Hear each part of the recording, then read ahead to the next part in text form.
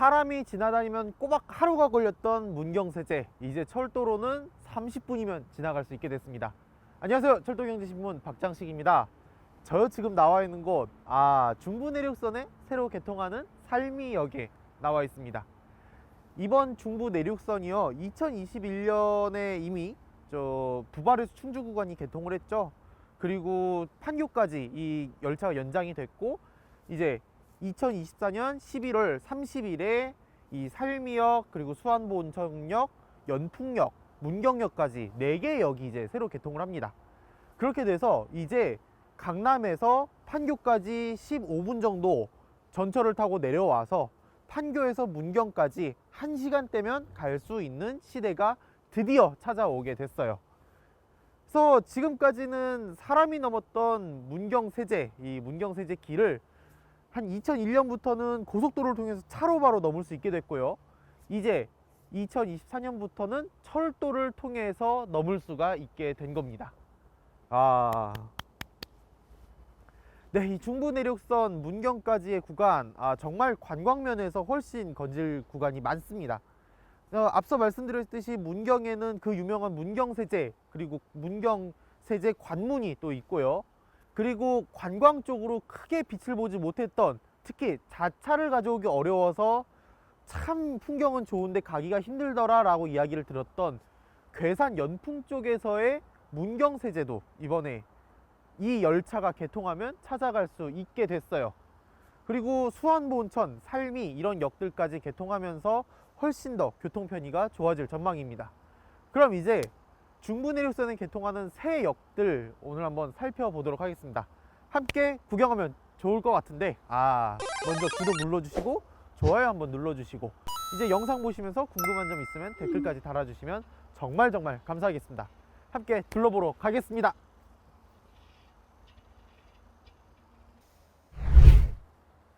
네, 살미역 정말 괜찮습니다. 예, 이 살미역을 처음에 지도로만 보시는 분들은 이런 위치에 여기 개통할 수가 있나? 라고 생각을 하시는 분들이 많으실 거예요. 왜냐하면 살미면 자체가 굉장히 작은 면입니다. 읍내가 여기 위에서 지금 내려다 보이는데 그렇게 크지가 않아요. 읍내가 그렇게 크지도 않고 인구도 그렇게 많지 않은 지역인데요. 여기에 이제 여기 개통한 제일 큰 이유는 요 살미면 인근에 있는 4km 위치에 있는 그 중앙경찰학교의 존재 때문입니다. 이 중앙경찰학교는요, 새로 임용되는 경찰분들 이렇게 또 이 교육을 받는, 어떻게 보면 군대로 따지면 훈련소 같은 곳이에요. 그런 곳이 어쨌든 가까이에 있으니까 이렇게 또 철도가 개통을 하면은 이 중앙경찰학교 입소 날이나 퇴소날 때, 그런 날에 이제 많은 이 방문객들이 찾게 된다는 걸 의미하기도 하죠. 그렇기 때문에 이 역은 이런 곳에 왜 지어놨어? 라고 잠깐 생각하실 수도 있지만 그런 면에서 꽤나 중요한 역이기도 합니다. 맞아, 중부내륙선 소개를 이걸 하는 걸 잊어먹었네요. 중부내륙선, 중부내륙선 같은 경우는요, 이미 지금 60km가 개통이 되어 있고요. 경기도에서 충청도, 충청북도를 잇는 또 새로운 간선철도로서 이제 기능을 하고 있는 철도예요. 이천에서 출발해서 이천에서 경강선에서 갈라져 나와서 이제 여주, 그리고 이천 장호원, 그리고 이 음성을 거친 다음에 충주까지 이렇게 쭉 이어지는 60km 남짓의 노선이 이미 개통을 했고요. 이번에 새로 개통하는 구간은 또 중요한 충청북도에서 경상북도를 잇는, 특히 문경세제를 잇는 약 40km가 약간 안 되는 그 구간이 개통을 하는 겁니다. 그렇게 해서 이 두 구간의 중요도가 생각보다 거의 비슷한 수준입니다. 그리고 이 역은 또 3번 국도, 이 문경을 잇고 문경세제를 넘어가는 이 도로 위에 바로 가까이에 이렇게 역이 붙어 있습니다. 그렇기 때문에 기존 교통수단이 이 역을 경유할 여지, 그러니까 버스라던가 이런 대중교통들이 이 역을 경유하고 지나갈 여지가 굉장히 많다는 거예요.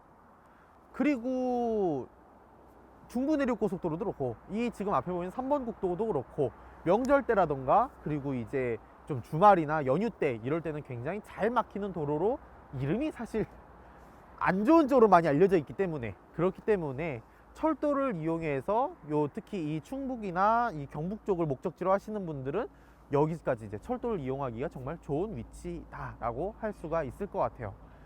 자, 살미역은 정말 잘 지었고 규모도 굉장히 잘 지어져 있습니다. 그리고 충주시에서 가장 기대하는 역이 한 곳 있어요. 그 역으로 한번 지금 가보겠습니다.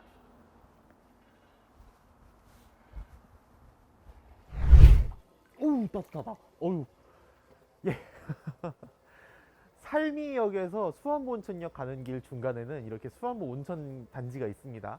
그래서 옛날에는 이 뭐 호텔이라던가 뭐 숙박시설도 굉장히 많았고 많이 성업을 하는 지역이었고, 지금도 뭐 연수원이 많고 그렇습니다만은 스키장도 좀 문을 닫고 호텔들이나 이런 데들이 사실 장사가 그렇게 잘 되진 않는다고 또 뭐 대책 세워달라고 막 많이들 그렇게 또 하던데 해요.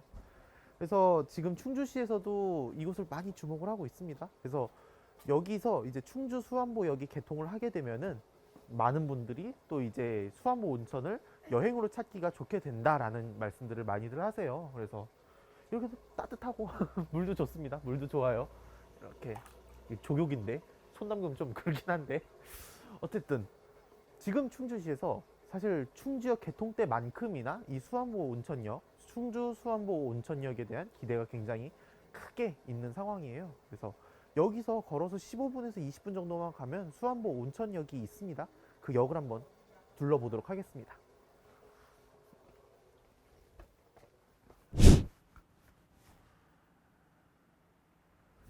네, 생각보다 정말 수안보 온천역까지 오는 게 얼마 걸리지 않았어요. 차로는 한 2분? 예, 수안보 온천단지에서 2분 정도 걸렸고, 걸어서는 많이들 그러시진 않을 거지만 10분에서 15분 정도 걸리고 있습니다. 온천단지 끄트머리에서 충분히 또 걸어올 만한 위치에 있고요. 아, 수안보 온천역 정말 기대에 맞게 지금 임시 충주역보다 크게 지어져 있어요.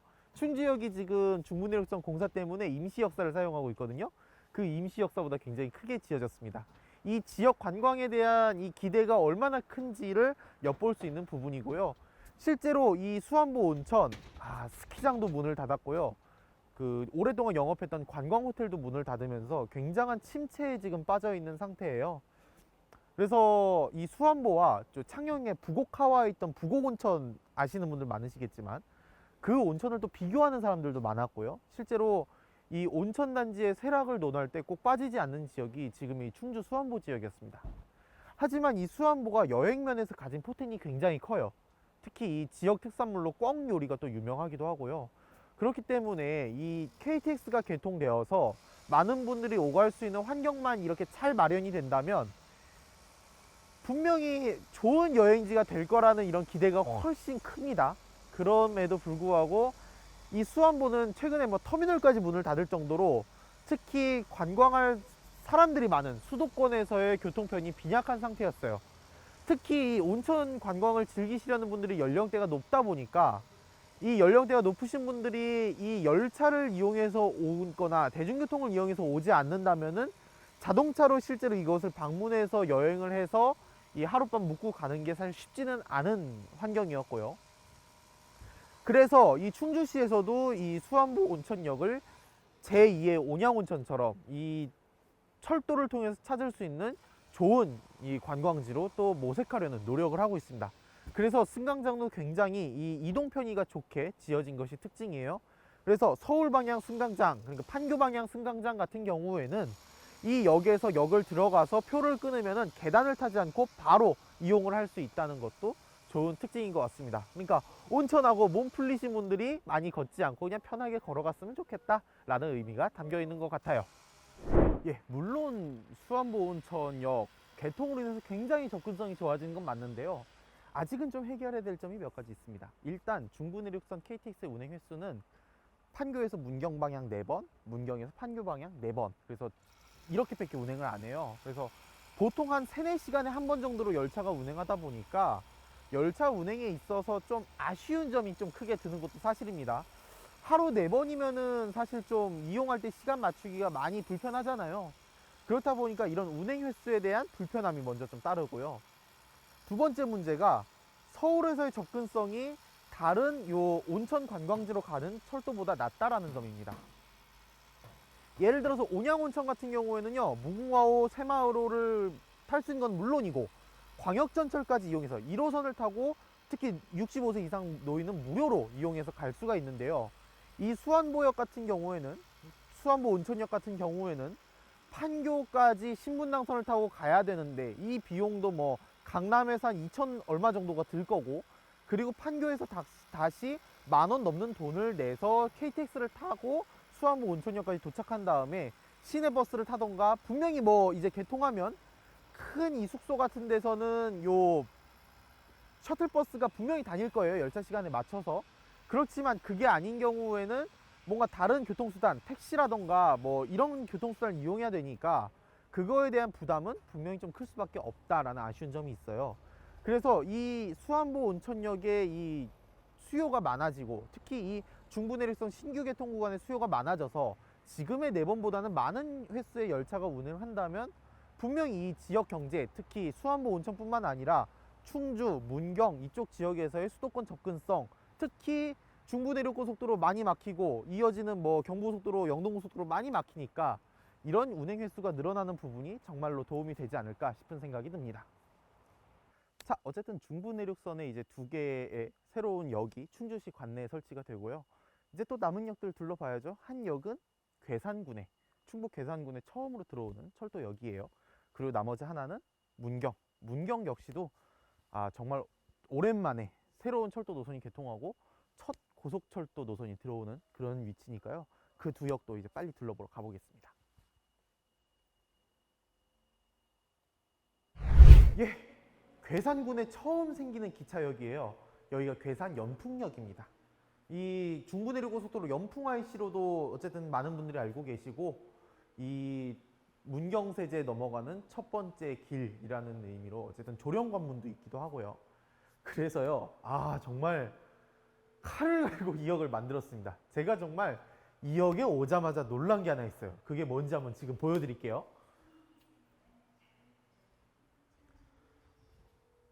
네, 와, 이렇게 역사 내 한옥지붕이 이렇게 크게 지어져 있어요. 당연히 외부에서도 물론 크게 보이고요. 이거 정말 밑에 내려가서 보시면 진짜 깜짝 놀라실 겁니다. 예. 자, 일단 역을 한번 정확히 전면으로 완전히 다 보기 전에 설명을 드리자면요. 괴산군이 앞서도 소개를 드렸지만 괴산군에서 출발해서 문경까지 문경세제가 이어지잖아요. 하지만 문경세제 아래쪽, 문경 쪽이 워낙에 관광시설도 잘 되어 있고 그러다 보니까요. 실질적으로는 이 괴산군에서 이 문경세제를 넘어가려고 하시는 분들이 거의 없었습니다. 특히 이쪽은 등산로가 잘 정비되어 있음에도 불구하고 주차시설이라든가 또는 괴산에서 문경을 넘어왔을 때 문경에서 괴산으로 다시 돌아갈 수 있는 교통수단이 부재하다, 이런 문제로 인해서 사실 풍경은 정말 아래로 가는 풍경이 더 좋다고들 얘기를 하는데, 많은 분들이 이제 문경세제에서 이 문경세제로 왔다가 연풍 쪽 종점만 한번 찍고 다시 문경세제로 돌아가시는 경우가 굉장히 많았습니다. 그래서 괴산군이 기대하는 게요, 이 실제로 여기서 괴산군과의 거리는 굉장히 멀리 떨어져 있어요. 괴산 읍내와의 거리는 굉장히 멀리 떨어져 있기 때문에 괴산 읍내에서 이제 서울 가시는 분들은 원래대로 이제 고속버스를 타시는 게 좋고, 다만 이 연풍 쪽, 이 괴산 쪽, 이쪽 문경세제를 또 이제 여행하시는 분들께는 이렇게 대중교통으로 등산할 수 있는 좋은 경로가 생겼다라고 정말 자신 있게 말씀을 드릴 수가 있을 것 같습니다. 그래서 역 어떻게 생겼냐고요? 직접 보여드릴게요. 네, 이 연풍역 어떻게 생겼느냐? 이렇게 생겼습니다. 와, 정말 잘 지었어요. 성문이 생각나는 이런 예쁜 모습으로 망루를 형상화한 이 한옥 지붕, 정말 잘 지은 역의 모습이고요. 특히 정말 놀랐던 점은 처음에 조감도를 봤을 때는 이 위에 한옥 지붕이 그냥 아무 의미가 없는 지붕인 줄 알았습니다. 들어갈 수가 없는 지붕인 줄 알았는데 이 지붕이 실제로 이 나오는 곳으로 쓸 수가 있는 거예요. 특히 더 신경을 쓴 건 문경 방향에서 열차를 타고 이 연풍역에 내렸을 때 여기서 이제 이 관문을 넘어서 올 수가 있는 겁니다.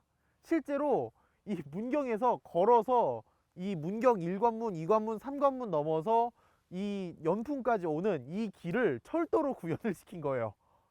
정말 이런 관광에 있어서 좋은 메시지를 보여준 거예요. 이게 단순히 서울 방향에서 왔을 때 이렇게 이 한옥 지붕을 통해서 나오는 형태로 해서 이 막루를 형상화했다라고 하면은 조금 밋밋할 뻔했어요. 그런데 더 많은 고객과의 경험을 사실 포기하고 이렇게 만든 겁니다. 물론 역 방향의 문제도 있었겠지만요. 정말 와, 이렇게까지 생각을 할 수 있나 싶을 정도고요. 자, 실제로 이 역 정말 이렇게 힘주어서 지어진 이유, 앞서도 말씀드렸듯이 문경세제에서의 관광 편의를 위한 건데요. 연풍 같은 경우는요, 이 천주교 괴산 연풍 성지도 있고요. 실제로 이 연풍 지역, 이 백두대간 북쪽에 있는 이 백두대간의 이 소백산맥, 이렇게 이어지는 문경세제 북쪽에 있는 이런 이점을 사실 지금까지 살리지 못했던 게 정말 지역에서의 아쉬움으로 남아 있었어요. 왜냐하면 문경세제를 놀러 가신 분들은 아시겠지만 문경세제 쪽으로 가시면은 박물관도 많고 커피숍도 많고 특히 이 좀 놀거나 맛있는 이 식사할 수 있는 이런 요 위락시설들이 정말 많았거든요. 하지만 연풍 읍내는 그렇지가 못했죠. 그래서 이 열차 개통에 특히 괴산군 전체가 어쨌든 이 괴산군 내에서는 실질적으로 많은 혜택을 보지 못함에도 불구하고 많은 이 여력을 쏟아붓고 있는 게 이 괴산 동부에서도 가장 끝쪽에 있는 지역의 이 개발, 균형 개발 면에서 특히 이런 선택을 한 것 같습니다. 뭐 열차 경로 자체가 어쨌든 이쪽을 들렀다 가면은 이곳에 많은 승객들이 타고 내릴 수 있도록 설계한 것이 가장 중요하니까요. 와, 어쨌든 진짜 역 잘 지었습니다. 예. 특히 이 역을 통해서 이 문경세제에 제4관문이 생긴 것 같아요. 정말 좋은 이렇게 잘 지은 최근 한국 철도역 건축에서 분명히 손에 꼽을 만한 그런 역 건축 양식이라고 할 수 있겠습니다. 너무 잘 지었어요. 정말 앞으로도 관광면에서 좀 이 연계될 수 있도록 이 역 디자인을 잘 살릴 수 있도록 좀 많이들 좀 관광 정책면에 신경을 써주셨으면 좋겠고요. 또 자연휴양림이 주변에 있어요. 자연휴양림이 주변에 있기 때문에 이쪽 관람하시는 분들도 이쪽에서 또 이제 숙박하시는 분들도 대중교통을 이용해서 편하게 이용할 수 있도록 이 중부 내륙선 연풍역이 좀 더 좋은 힘을 발휘해 줬으면 좋겠습니다.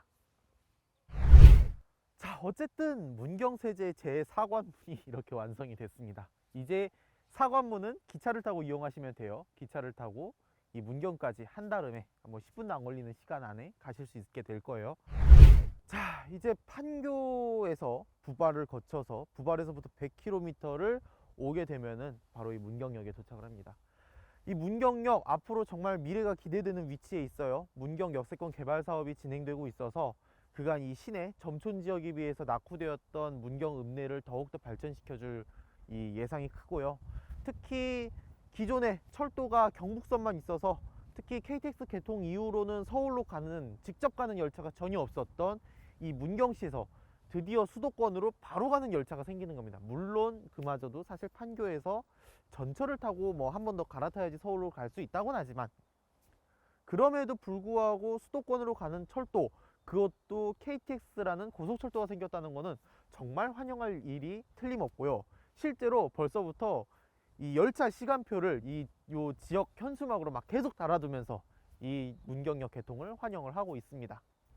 특히 이 문경역 같은 경우에는요, 이 앞서도 말씀드렸듯이 이미 유명한 관광지인 문경세제의 관광에도 더 특히 도움이 될 거고요. 특히 이 문경 읍내 시내 같은 경우에는 오래된 이 건물들도 많고 오래된 고건축들도 많고 또 이쪽으로 가다 보면은 이제 문경선 가은선에서 이 우리나라 처음으로 이 레일바이크를 운영한 구간 중에 하나예요. 정선선이랑 같이. 이 레일바이크도 사실 맨 초기에 개통되었음에도 불구하고 사실 접근성이 그렇게 좋지 못해서 많은 인기를 사실 끌지는 못했거든요. 그런 이 철로 자전거라 불리는 레일바이크도 조금 더 인기를 끌 수 있지 않을까 하는 생각이 듭니다. 특히 이쪽에 탄광 지역도 사실 많았다 보니까 석탄박물관도 굉장히 좋은 이 구경거리를 갖고 있다고 하고요. 또 문경 쪽이 이 식도락 면에서도 또 유명한 도시니까 분명히 이 KTX 개통으로 인한 관광 효과를 많이 누릴 것으로 예상이 돼요. 물론 이 문경 지역 전체로만 봐도 이 상용 수요가 어마어마하겠죠. 물론 중부 내륙선 새로 생기는 열차에 이 장밋빛 미래만 있진 않습니다.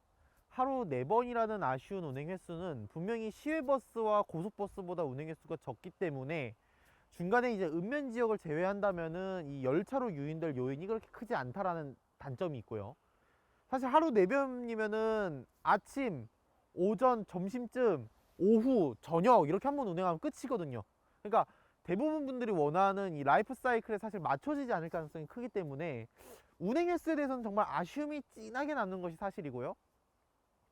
그리고 두 번째, 선택지가 없다는 거. 이거는 제가 여러 차례 한번 지적을 했었던 건데, 이 중부내륙선이 처음 개통했을 때, 충주까지 개통했을 때 KTX 이음만이 운행을 하면서 단거리 수요를 사실 가져가지를 못했어요.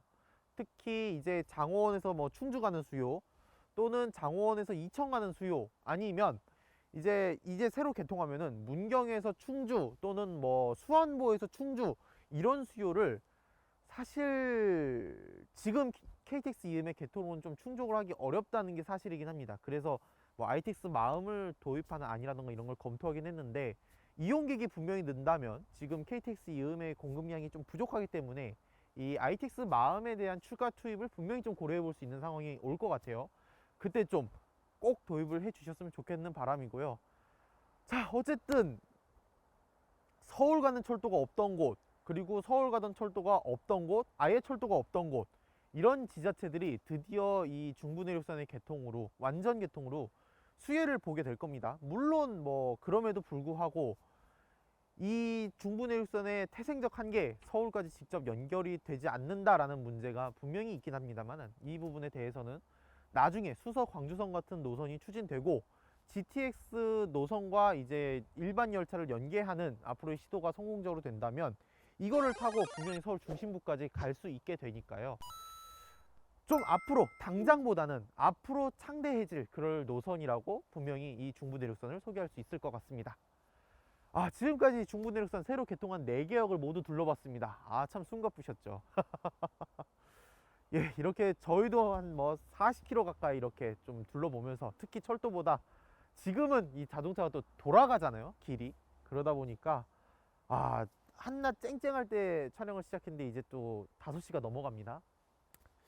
그런 걸 보면은 참 이 철도의 개통이라는 게 얼마나 이 사람들에게 정시성을 보장해주고 또 시간 면에서 계획적인 흐름을 가져갈 수 있게 해주는지, 아, 정말 실감하는 순간이 아닐 수가 없습니다. 어쨌든 11월 30일에 개통되는 중부 내륙선이 더 잘 운행될 수 있도록 많은 분들이 좀 이용해주고 또 사랑을 보내주시면 좋을 것 같습니다. 지금까지 철도경제신문 박장식이었습니다. 저는 다음 영상에서 다시 인사드릴게요. 감사합니다.